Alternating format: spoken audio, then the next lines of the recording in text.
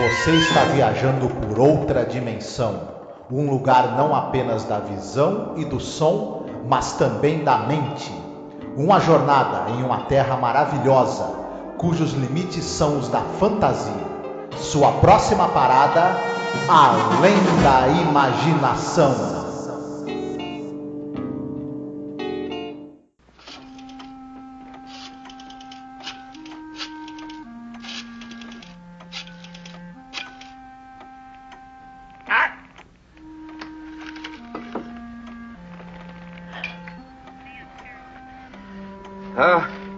I'd like to speak to Mr. O'Connor, please. That's correct. I'd rather not say. It's rather personal. Hello, is this Mr. O'Connor? Mr. O'Connor, you have a man working for you in personnel, a young man named Alfred Brewster. That's right, been with you about a year and a half. Man's a communist. That's right, the man's a communist. A subversive, a menace to our society, should be discharged immediately. Olá, ouvinte, seja bem-vindo a mais um episódio sobre a série clássica Além da Imaginação. Eu sou a Angélica. E eu sou o Marcos. Hoje nós iremos falar sobre o episódio número 94, no geral da série, episódio número 29 da terceira temporada, 4 O'Clock, 4 horas. Esse é um episódio dirigido pelo Lamont Johnson, roteiro do Rod Serling, adaptado de um conto do Price Day, e é um episódio que eu me arrisco a dizer, ele conversa muito com a nossa realidade, né? Do momento mesmo, atual, né? Sim, eu percebi aí no nosso personagem principal desse episódio alguém que tem 17 tatuado nas nádegas. Pois é, um fio dental, né, ainda por cima. Uhum. É isso, gente. Então, é um episódio com o Theodore Bikel, né, que é um ator excepcional, né? Ele se passa numa única sala, né? Ele só tem apenas um elemento praticamente. Então, isso é muito curioso, né? Como foi feita ali a filmagem, né? Como foi feito os elementos de cena para ficar uma sala interessante, apesar de pequena e apertada, né? Com muitos arquivos, mesa, né? Gaiola com papagaio, muita coisa. Sim. A gente, à medida que a gente for falar da história, a gente vai poder apontar o quanto foi importante o design do set ali, né? Do cenário, para ajudar a contar essa história e fazer um paralelo com a mente conturbada do nosso personagem. Exatamente. E aí, vamos falar um pouquinho sobre o ator principal, né? Que tem mais 3 pessoas ali que aparecem no elenco, né? Mas sobre o Theodore Bikel, é um daqueles casos que a gente começa a fazer pesquisa para o podcast e você se depara com, né, um ser humano assim que ele fez de tudo na vida, né? O Bikel, ele é um cara nascido na Áustria, mas atuou boa parte da sua carreira nos Estados Unidos. Ele, na Broadway, ele, por exemplo, fez participação da montagem da Noviça Rebelde, participação da montagem do Violonista no Telhado. Era um cara que ele cantava muitíssimo bem e ele sabia cantar canções populares em diversos idiomas diferentes. Ele falava 6, 7 idiomas, mas ele sabia cantar canções em pelo menos 20 idiomas diferentes. O cara não era brincadeira. Ele, enquanto ator, ele conseguia reproduzir o sotaque da nacionalidade que você pedisse para ele, ele sabia reproduzir. Enfim, além disso, só para citar, ele tá, por exemplo, no filme Uma Aventura na África, do John Huston. Ele está no filme Moulin Rouge, o filme de 52, ele é o xerife daquele famoso filme Acorrentados. Você tem o Sidney Poitier e o Tony Curtis que fogem do presídio, mas estão presos por uma algema, né, por uma corrente. Famosíssimo filme. Enfim, ele era um cara ativista também, né, pelos direitos humanos. Um baita de uma figura, um genial ator. Ele fez muitas e muitas. Ele era uma pessoa excelente, como eu falei, ativista pelos direitos humanos, uma pessoa muito culta, mas ele fez muitos e muitos vilões, né? Ele era muito chamado para fazer ou vilões ou pessoas com traços de personalidade, de caráter duvidoso. E ele fazia muitíssimo bem isso. Ele era um membro do Mensa, né? Esse grupo de pessoas de alto QI. Eu sei que isso daí tá meio queimado porque tem aquele idiota lá do Traje a Rigor, né? Mas esse era um cara do Mensa realmente excepcional, né? Como você disse, um ativista pelos direitos humanos, ativista pelos direitos dos artistas, sabe? Ele apoiou sempre as causas dos artistas e tal, né? Então ele é recordado com muito afeto, com muito carinho, né? Esse ator, por ser realmente uma pessoa incrível, participou de muita coisa na televisão também, né? Até Star Trek. Então Sim. ele, sabe, maravilhoso mesmo. E olha, é uma felicidade poder falar sobre esse episódio, apesar de ser um tema que a gente vai acabar falando sobre política, não tem jeito, né? Mas ele é um cara que é notório, assim, que ele até gostava de participar, fazer essa espécie de papel como ele fez, que é para você denunciar essa espécie de comportamento, né? Então é muito interessante. Sim, ele teve um posicionamento também muito marcante contra o macartismo, contra essa coisa do pessoal que era colocado em listas negras, enfim, uma figura importante, assim, tanto quanto ator quanto como pessoa também, né? A gente tem também a Phyllis Love, ela faz nesse episódio a esposa de um sujeito que esse nosso personagem principal está tentando, de um professor que está tendo a vida destruída por esse personagem do episódio, que nós vamos explicar como é que ele faz para destruir a vida das pessoas. A Phyllis Love é uma atriz, ela começou trabalhando no teatro em Iowa. Ela nasceu no estado de Iowa e ela começou trabalhando no teatro ali regional. Fez muitas e muitas produções de teatro no estado dela. Depois foi para o Actors Studio em Nova York e daí para frente, já nos anos 50, engatou uma carreira de coadjuvante no cinema e em muitas e muitas participações na televisão. Ela fazia mais papéis românticos na televisão. Ela era a mocinha das séries. E ela ia desde o drama, faroeste, policial, enfim, todo tipo de série que você possa imaginar. Em algum momento você ia ter a participação da Phyllis Love como a mocinha de algum dos episódios, né? Uma atriz muito boa, muito dotada dramaticamente falando, né? Uma excelente atriz e por isso teve convites de trabalho durante muito tempo. Nos anos 70, no final dos anos 70, ela se aposentou e largou a carreira de atriz. A última pessoa que aparece bastante no episódio é o ator Lyndon Childs, que ele faz o agente do FBI.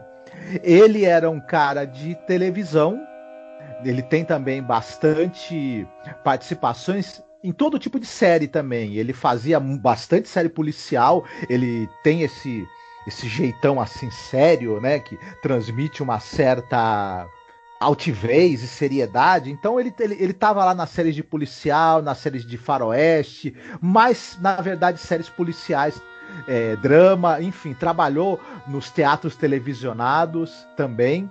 Mais recentemente, ele apareceu pouco antes de falecer. Ele faleceu aos 80 anos de idade, em 2013, se eu não me engano.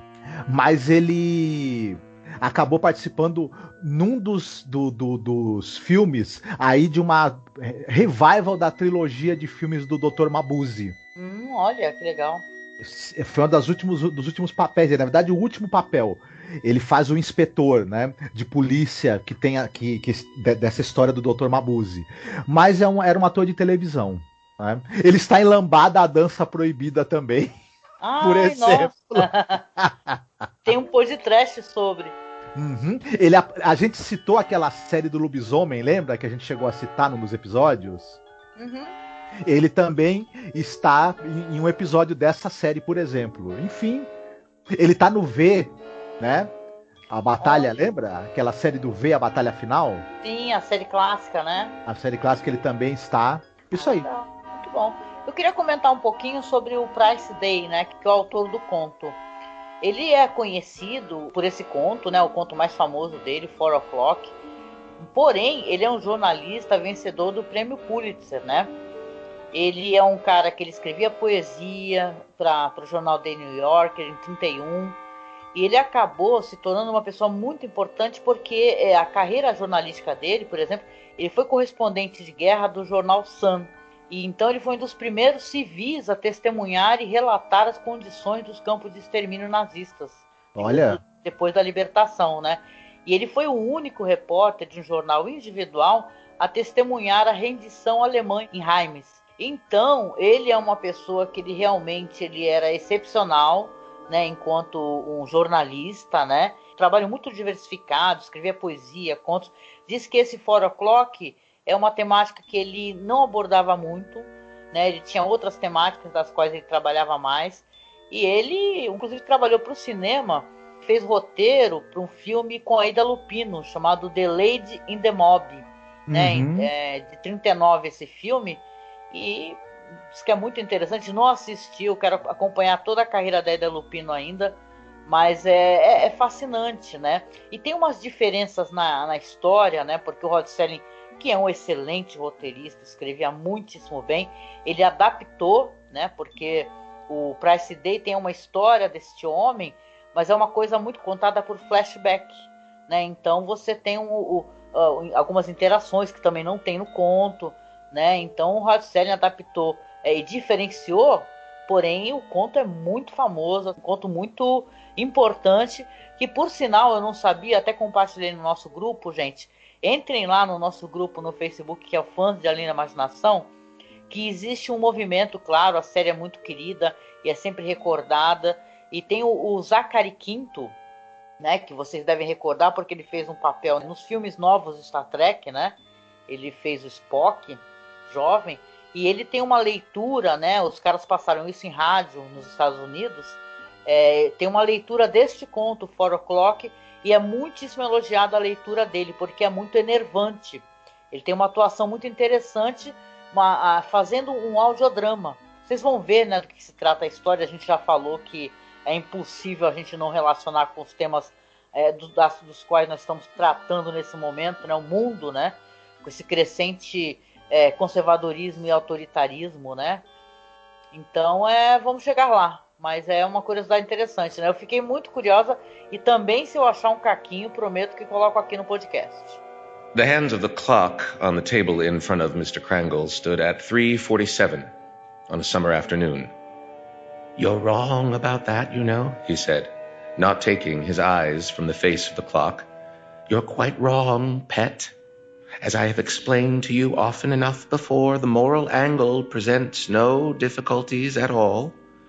The parrot, in the cage hanging above him, cocked her head and looked down with a hard, cold, reptilian eye. An ancient eye. An eye older by age upon age than the human race. Oh yeah. Beleza, então vamos lá para a sinopse. Hoje é a sua vez, né? Manda ver. O episódio fala a respeito de um personagem chamado Oliver Krangle. Esse sujeito, ele tem uma obsessão em investigar a vida das pessoas que ele acredita que sejam assassinos, subversivos, pervertidos, comunistas principalmente, né? Ele recolhe informações a respeito da vida dessas pessoas e usa essas informações para tentar destruir a vida delas. Ele liga para o trabalho delas, para os parentes, para as pessoas que as conhecem e tenta expor a vida dessas pessoas e levar essas pessoas à desgraça, para ou levá-las à prisão ou levá-las a perder o emprego. E ele leva isso de maneira obsessiva porque ele acredita que com isso ele está tentando erradicar o mal do mundo. E o que será que vai acontecer com esse sujeito, né? O episódio fala justamente sobre essa obsessão. Só que, em um determinado momento, o nosso personagem, ele imagina que o trabalho que ele está fazendo de erradicando o mal, pegando os malvados na concepção dele um por um, está muito lento. Ele imagina que ele poderia fazer uma outra coisa que pudesse destruir o mal de uma vez por todas, com um só golpe. E ele chega à conclusão de como ele deve fazer isso. Mas o que será? Vamos descobrir ao longo do episódio. É verdade, ele menciona esse momento, né, quando ele tem essa visualização, né, que ele acha que o que ele faz é um trabalho divino, né, então todas as pessoas malvadas, já que o trabalho dele é muito lento, né, ele tem que ficar ligando para as pessoas, né, o primeiro diálogo que a gente tem no episódio, ele ligando para uma empresa e falando de um cara, falando assim, fulano que trabalha com você aí 1 ano e meio, é verdade, trabalha aí com você, a pessoa confirma, pois é, ele é comunista. Então a gente quer que você retire essa pessoa daí. Aí a pessoa, pelo jeito, fala que, né, da onde ele obteve essa informação, por que faria isso, é porque eu sou um cidadão preocupado, entendeu? Então, se faça alguma coisa, eu vou falar com o seu gerente e vou fazer com que você seja demitido. Então, o Oliver Kringle, ele é um típico cidadão de bem, né? Então, ele tem para ele, assim, ele se acha uma bússola moral, um paladino da justiça e da verdade, aonde ele define o que é bom e o que é mal. A dado momento você tem ali uma personagem, uma moça que vai bater a porta, que vai tentar conversar com ele e falar assim, por que você está perseguindo meu marido?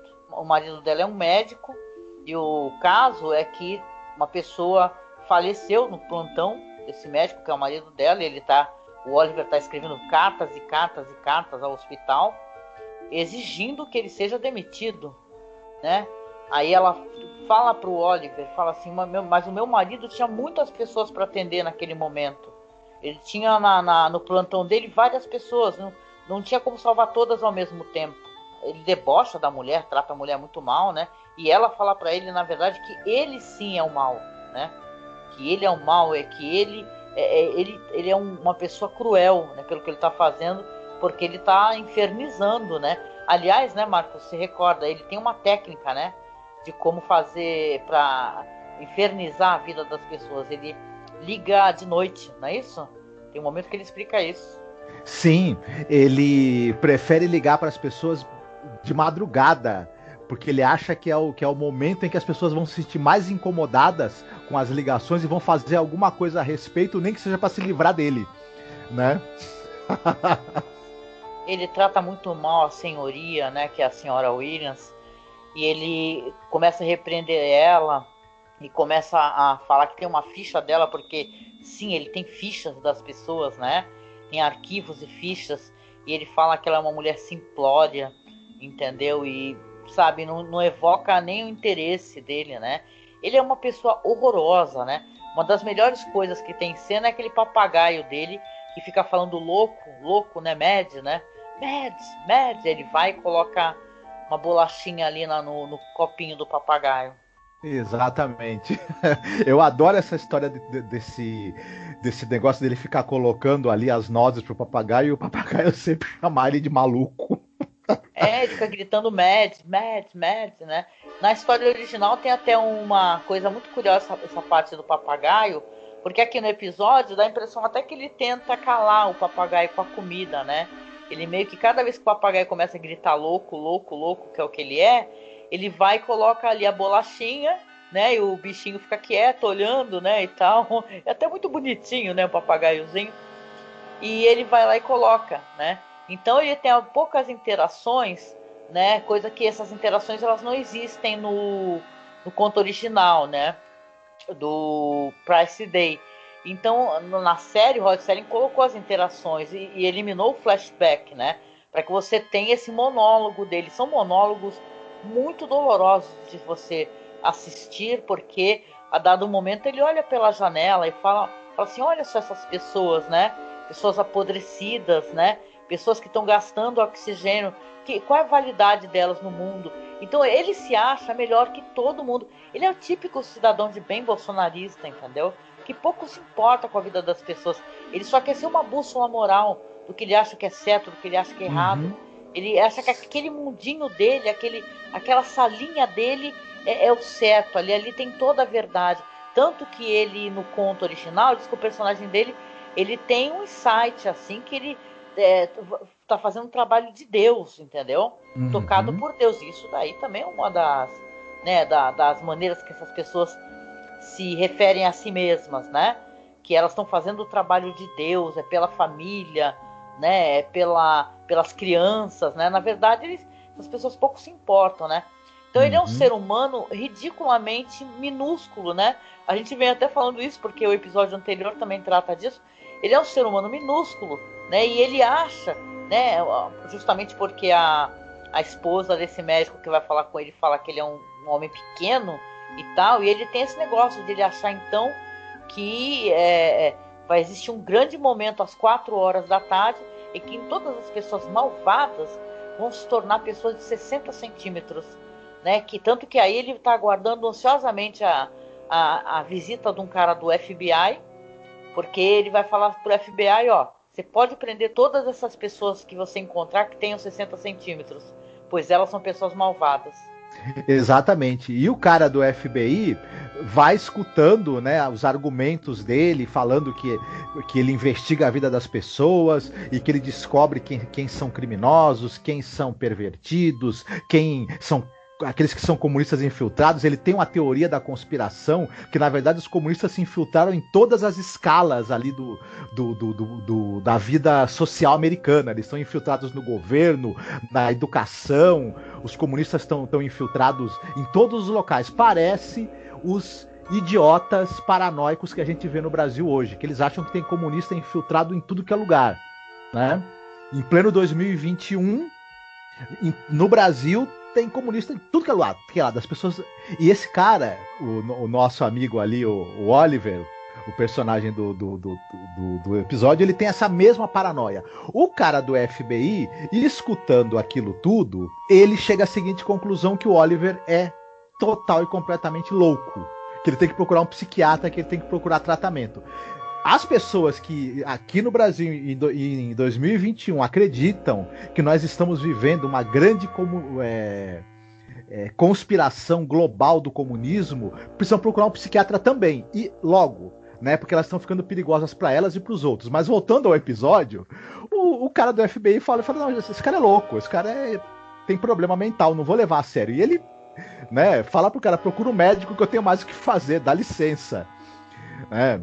E aí o que o Oliver, ao ouvir do agente do FBI que ele deveria procurar um médico, na verdade, ele acha que o cara é o quê? Na verdade, comunista. Mais um comunista infiltrado. Mas é uma coisa comum, né? Você vê mesmo nesse governo Bolsonaro que se o cara é um bolsonarista, não importa o quanto o cara apoiou os absurdos, né, que eles apoiam, né, toda a violência que eles propagam, a partir do momento que eles discordam entre si, automaticamente vocês já viram comunista, né? Marxismo cultural, a paranoia do comunismo, é uma coisa que está graçando no nosso país e destruindo, né? Eles falam que é pela família cristã e tal, mas isso daí está destruindo as famílias, né? Sim. De uma maneira inacreditável. Tem um monte de textos legais, tem um blog que eu gosto que é chamado Outras Palavras. Eu vou deixar aqui, inclusive, na publicação, para vocês darem uma lida, mas tem um texto de Iná Camargo Costa muito bom sobre essa questão do marxismo cultural e comunismo. Isso daí é uma mentira, isso daí é uma coisa que há muitos anos no Brasil e no mundo é utilizado para poder destruir a democracia, entendeu? Então você, na verdade, você está evocando coisas e signos e símbolos antigos para poder destruir a nossa democracia, a nossa liberdade, para você não aceitar que o mundo é plural, entendeu? Que não existe só um jeito de viver, ou uma só religião para você vivê-la ou não, você não ter religião. É muito triste, sabe? A gente está no nosso país com muitas e muitas e muitas mortes e estamos com muito problema relacionado à política, principalmente. Então, esse fantasma do comunismo ou do marxismo cultural, entendeu? A gente tem que ter muito cuidado com esse discurso, que ele só serve para uma coisa, apenas para golpear a nossa democracia, nossos direitos trabalhistas. Então é importante é tão bonito, achei muito bonito, Marcos, de ser um artista, um ator que era um ativista, entendeu? Então ele fez questão, a atuação dele é uma atuação vem vindo do todo o coração, entendeu? Sim. Então aquele ódio que ele coloca é um ódio virulento, entendeu? Um desprezo enorme. Então nessa atuação, nesse papel dele, que é o Oliver Kringle, ele é um fanático insano, moralista. ele pouco se preocupa com as vidas que ele está destruindo. Ele está ligando para empregadores, entendeu? Ele está escrevendo cartas. Então você lembra até aquela entrevista do Rod Serling, que ele fala sobre as pessoas ligando para o canal de TV quando passou um episódio de Lassie, porque a Lassie teve filhotes. Então um monte de mulheres religiosas, de famílias religiosas, enviaram cartas que a gente não quer saber de sexo na televisão. Entendeu? Então o momento de nascimento e da vida, para essas pessoas, elas enxergavam como sexo. Entendeu? Uma coisa impura. Então ele tinha mesmo uma vontade de falar sobre esse assunto. Ele colocou isso várias vezes na série, né? Então nós estamos aqui gravando quase 100 episódios. Então você vê que tem The Obsolete Man, que fala sobre isso. As pessoas que são contra o ato de ler, né? A gente tem no Brasil a gente querendo taxar livros, né? Para que as pessoas não possam comprar livros porque tem um cara, um imbecil, idiota, falando que, porra, só gente rica lê. Porra, pode, entendeu? Então a gente está vivendo um inferno, sabe? Então o episódio eu acho excepcional para a gente poder fazer essa reflexão no momento que a gente está vivendo, né? Pois é. E tem essa coisa também que andaram falando aí que estão dando livro com palavra demais para as crianças. É muita palavra escrita nesses livros, né? Tinha que ter só foto do presidente, talvez no livro, em vez de palavras, de repente, né? Para ele ficar feliz. Bom, como você mesmo falou, o Theodore Bickel, ele faz uma caricatura virulenta desse tipo de pessoa na composição dele, do personagem. Ele carrega nas tintas do ridículo, da loucura paranoica desse personagem, da falta de caráter dele, da megalomania e ele tá sempre a um passo da loucura. Ele é um cara, obviamente, louco, mas ele também é perverso, ele é malvado, ele é megalomaníaco, ele é cruel e ele se acha o centro do mundo. E isso talvez acabe precipitando ele a cair na loucura, não o contrário. É a maldade dele que faz ele se precipitar na loucura. E é muito interessante isso. A atuação do Theodore Bickel, ela vai num crescendo. À medida que ele vai... que o personagem vai cada vez se adentrando mais nas suas ideias megalomaníacas e paranoicas, ele vai perdendo o controle total, inclusive, de si mesmo. Porque você percebe que... E eu ia chegar nisso quando a gente começou a falar sobre a questão da cenografia. Você falou, é um ambiente só. Você percebe que ele não é uma pessoa que ele não tem vida, ele não tem amigos, ele não tem parentes, ele não tem nada. Tudo que tem no apartamento dele são intermináveis arquivos que estão muito bem organizados para ele acessar a informação, para ele investigar e bisbilhotar e expor a vida das pessoas, né? Só que eles estão atulhando o que deveria ser um local onde a pessoa vive, onde deveria ser a casa de alguém. O apartamento de alguém. Aquele apartamento, uma pessoa não vive ali. É um louco, paranoico e obsessivo trabalhando 24 horas por dia que não tem uma vida, né? E é esse tipo de pessoa que é desprovida de amor, é desprovida de qualquer tipo de relação com os outros e é um degenerado e um criminoso, acredita que pode ser bússola moral para o mundo, né? E é muito interessante o quanto essa metáfora, esse episódio serve de metáfora para essa loucura da política e do posicionamento de extrema-direita radical, né? Sim. Ele seria tranquilamente alguém do QAnon hoje em dia, né? Sim, ele poderia ter fundado o QAnon. Ele é um pouco mais organizado do que as pessoas do QAnon, porque a vantagem que ele tem sobre essas pessoas é que ele é uma pessoa organizada. Eles nem isso não são, né? Mas enfim. Nossa, e aquela satisfação dele, né? Com o trabalho, entre aspas, dele daquele dia, né? Ele fala 11 nomes. Eu consegui implantar a dúvida sobre a vida de 11 pessoas. Mas, porém, é muito lento esse meu trabalho de formiguinha, né? Ele acha que isso demora, que pode não dar no que ele quer, entendeu? Então ele quer cobrir muito mais. Ainda por isso que ele acha que vai acontecer algo singular, né? Sim. Então, às 4 da tarde, todas as pessoas malvadas, as que ele considera malvadas, né? Todas terão apenas 60 centímetros.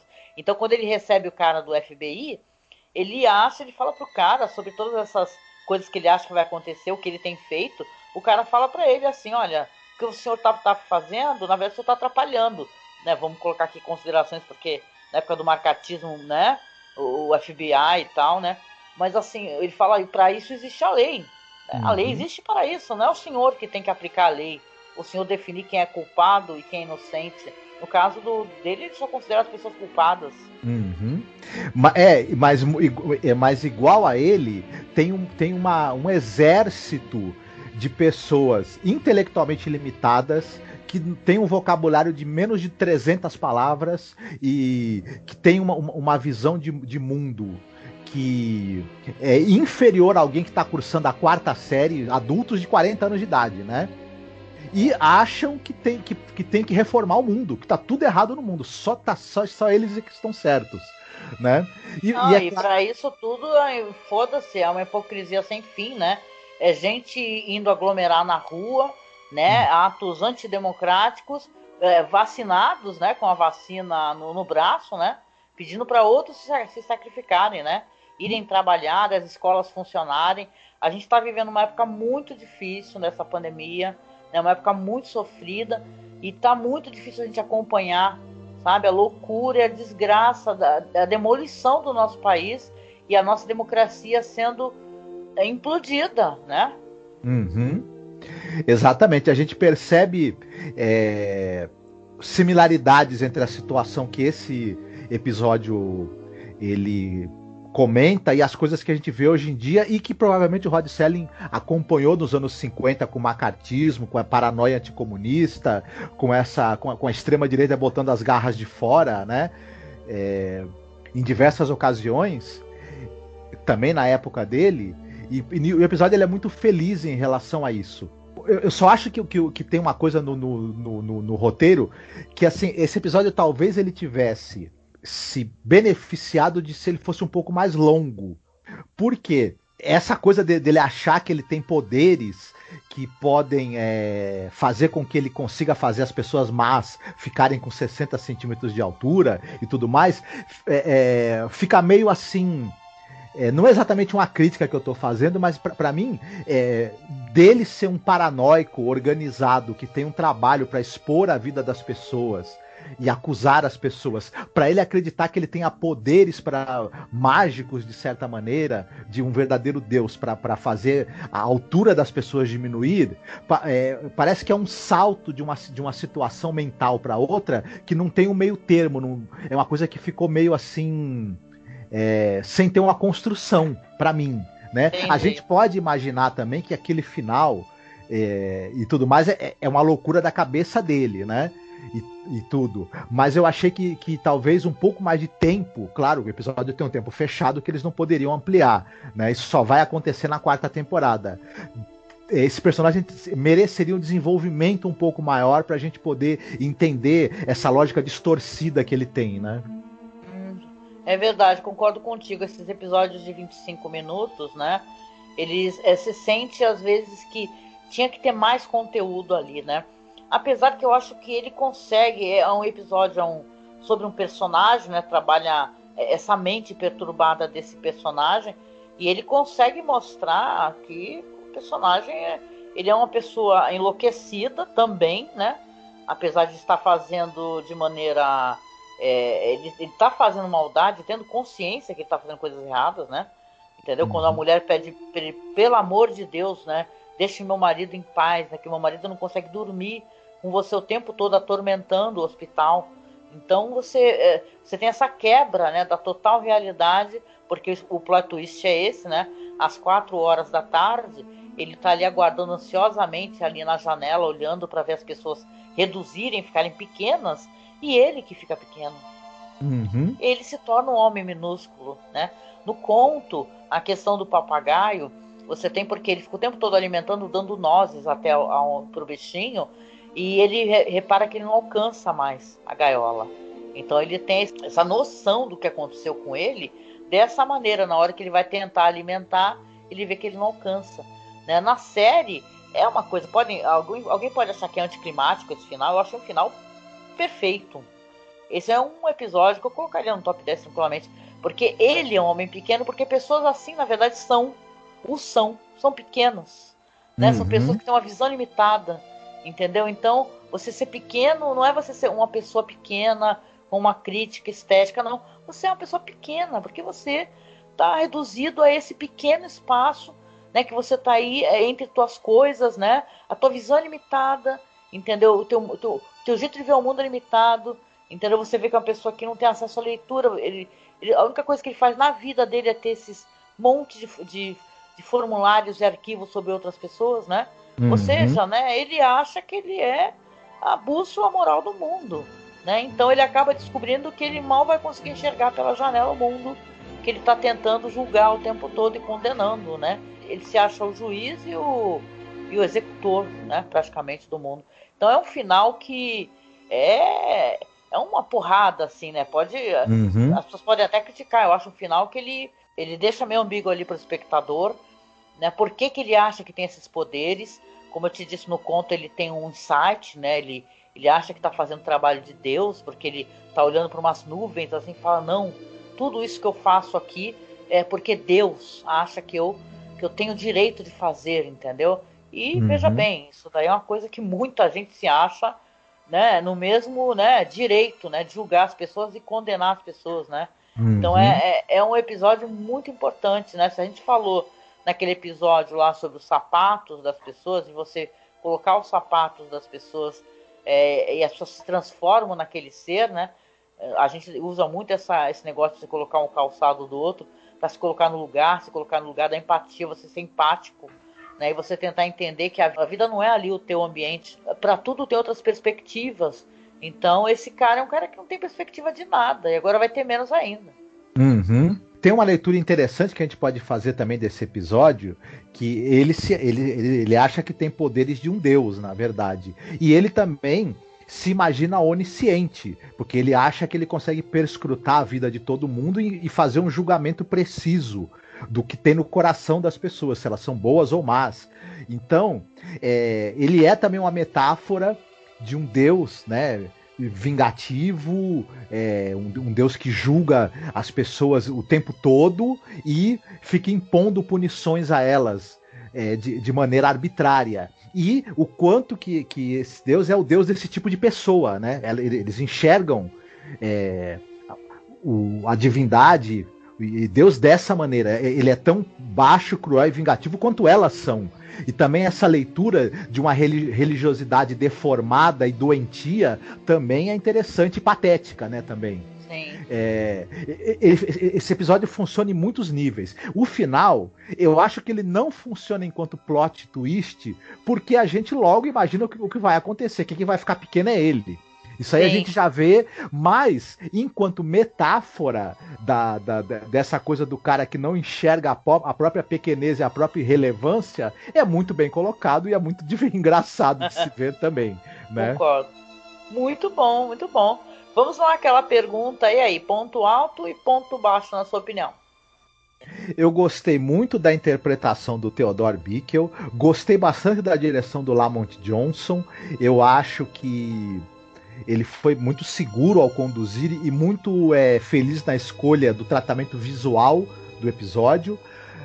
Eu só senti falta de um tempo maior de desenvolvimento das coisas para que a gente pudesse, algumas peças desse quebra-cabeça, a gente pudesse encaixar melhor. De como Sim. Foi esse processo do cara partir da paranoia organizada para a esquizofrenia total, né?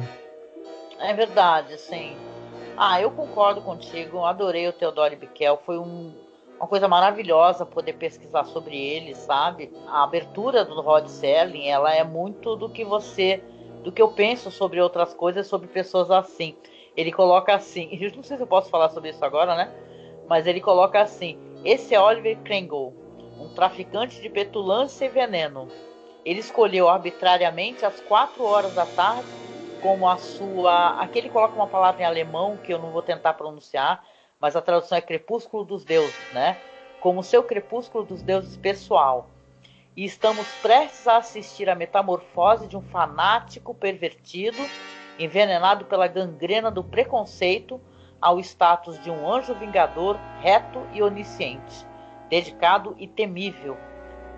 Então é uma, né? Ele já no começo ele já falou a quem que é esse Oliver Kringle, né? Uhum. E cara, é muito fascinante esse episódio e é muito triste, né? Que esse episódio que ele foi ao ar, deixa eu ver aqui rapidinho, ele foi ao ar, gente, em 6 de abril de 62. Saca? Nós estamos aqui hoje, que estamos gravando, é 5 de maio de 2021.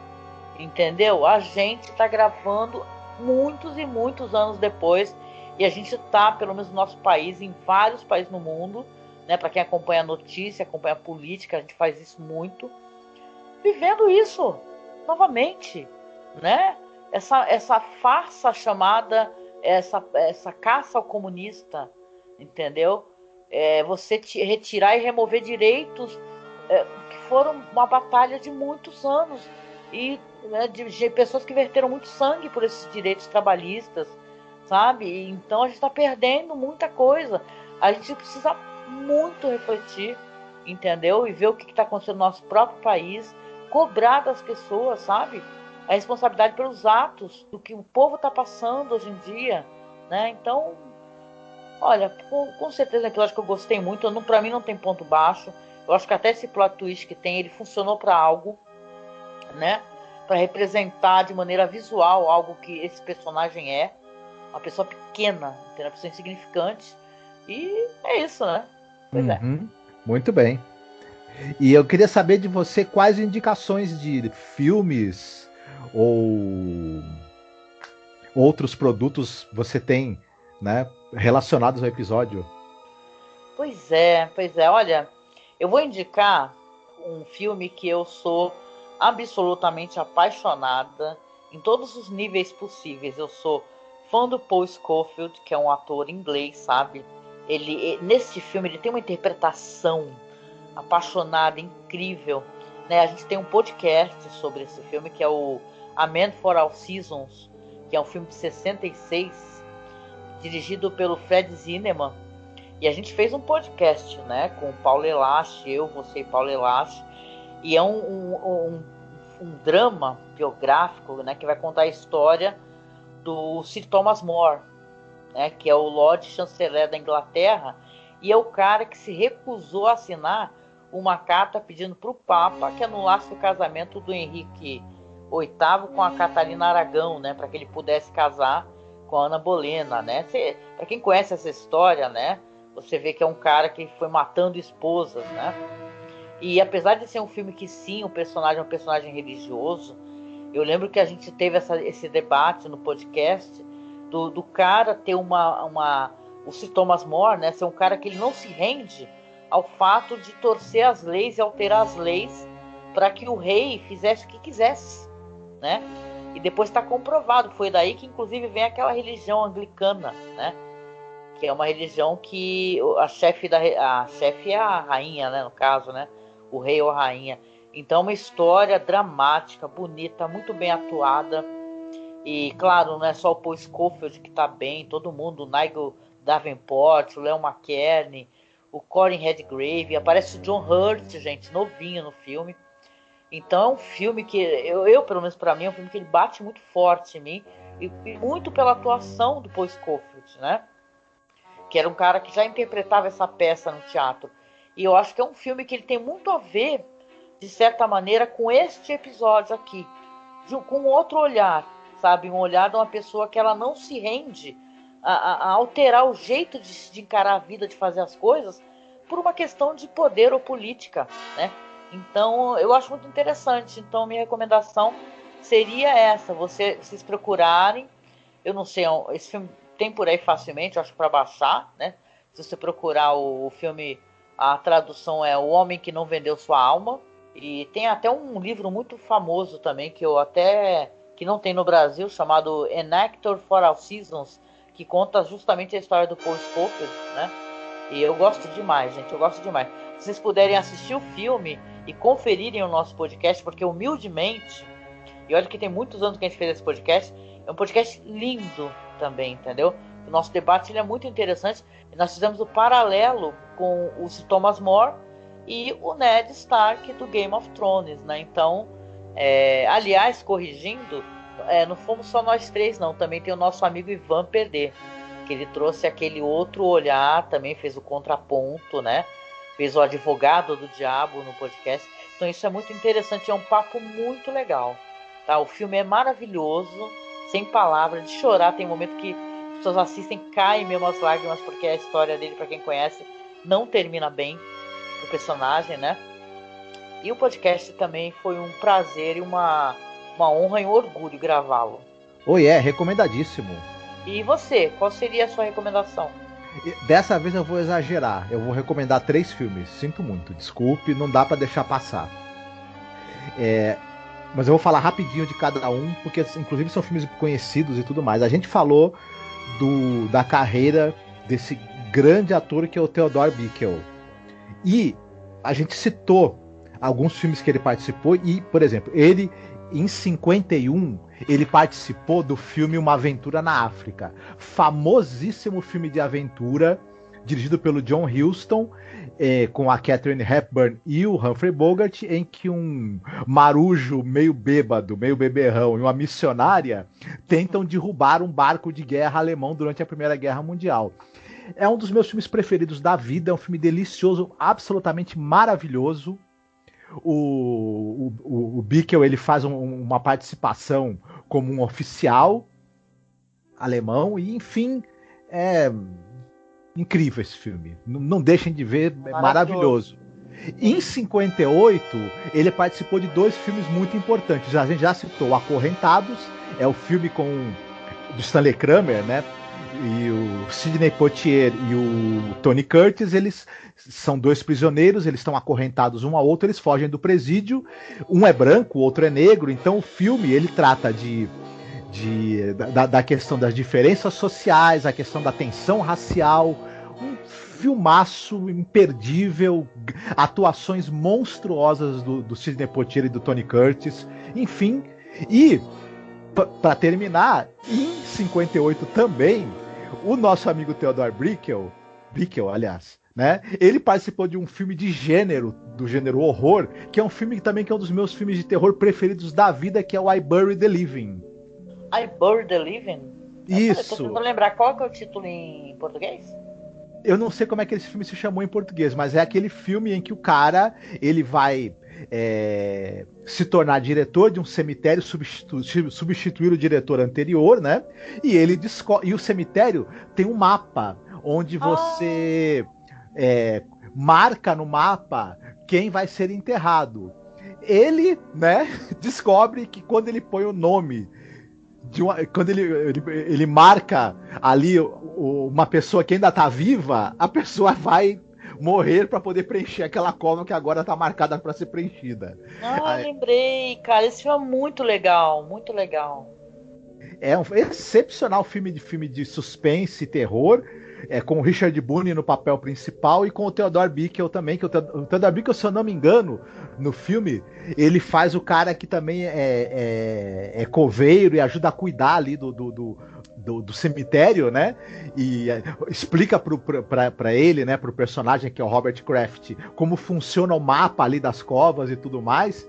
E é o cara que vai tendo a surpresa do horror que vai acontecendo junto com ele. Também é excelente a atuação dele nesse filme. Então são 3 filmes com participações dele que são absolutamente imperdíveis. Quem não assistiu a algum desses filmes, ou quem não viu nenhum deles, veja, porque vai ter experiências maravilhosas. São excepcionais. Com toda certeza. E a música? Você escolheu alguma música para finalizar o nosso podcast? Eu escolhi a música que eu acho que ela tem muito clima desse episódio, mas fala também muito de pessoas nefastas sob a ótica da nossa cultura brasileira também. A música do Gilberto Gil, Pessoa Nefasta. Sim, nossa, com certeza. Né? Essa música é uma música atemporal também, né? Excelente. E chegando aqui no final do nosso podcast, a gente agradece você permitir, né, que nós façamos companhia para você. Claro, nós sempre convidamos você a seguir as nossas redes sociais, nos acompanhar lá na nossa página do Facebook que é @masmorracine, nossa página de fotos, documentários sobre a série clássica, que é The Twilight Zone Behind Scenes. Então siga a gente, tá? Que você vai ter sempre conteúdo muito bom. Lá no Instagram nós temos o nosso perfil, que é @masmorracine, que está sendo alimentado pelo nosso amigo querido William Funchal. Obrigada, William. Então siga a gente lá, viu? Siga. O Marcos também está no Instagram e eu também. Se vocês quiserem procurar, é só procurar @JericaReves ou @Noriega Ilustra, né, Marcos? Então nós temos nossos perfis lá também. E lá no Twitter nós estamos como Masmorra_Cast. Lembrando, se você quiser apoiar a gente para que o nosso projeto não pare, que nós continuemos conseguindo pagar o nosso servidor, manter o nosso site no ar, que nós temos nossa plataforma de apoio, que é lá no Colabora Aí ou no Padrim. Ou seja, você pode ser o nosso padrinho ou nossa madrinha, a gente vai agradecer muito. E agora também nós temos o Pix, então aqui na descrição tem o nosso Pix. Se você quiser doar algum valor pelo Pix, nós vamos receber diretamente, sem o desconto, né, a porcentagem que essas plataformas retiram dos apoios. A gente também vai ficar muito contente, vai nos ajudar bastante. Então, dê uma olhadinha na descrição, que sempre vai ter o episódio que a gente deixa disponível para você assistir ou baixar online, links de tudo que a gente comentou, referências e também os nossos links para apoio, tá? Então, sempre acesse a descrição, que é muito importante. E a gente, né, vem chegando no final aqui, deixando um abraço muito apertado. Ninguém solta a mão de ninguém, gente. Sim, né, que a época é muito difícil, precisamos nos unir, viu? Somente assim a gente vai fazer com que os Oliver Crangles, né, do Brasil, eles caiam, né? E eles não se reelejam, né, não, Marcos? Com certeza. A gente segurando a mão do outro e passando rasteira nesse pessoal aí da teoria da conspiração com os pés. Exatamente.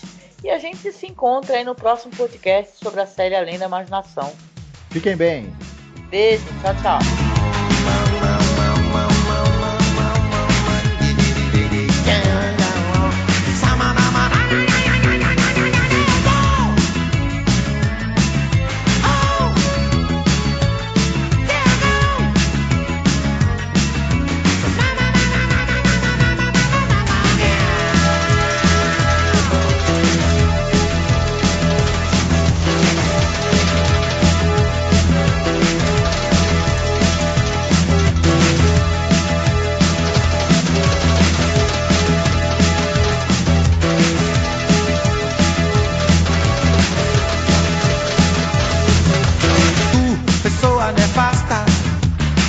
Se afasta teu mal, teu astral que se arrasta tão baixo no chão.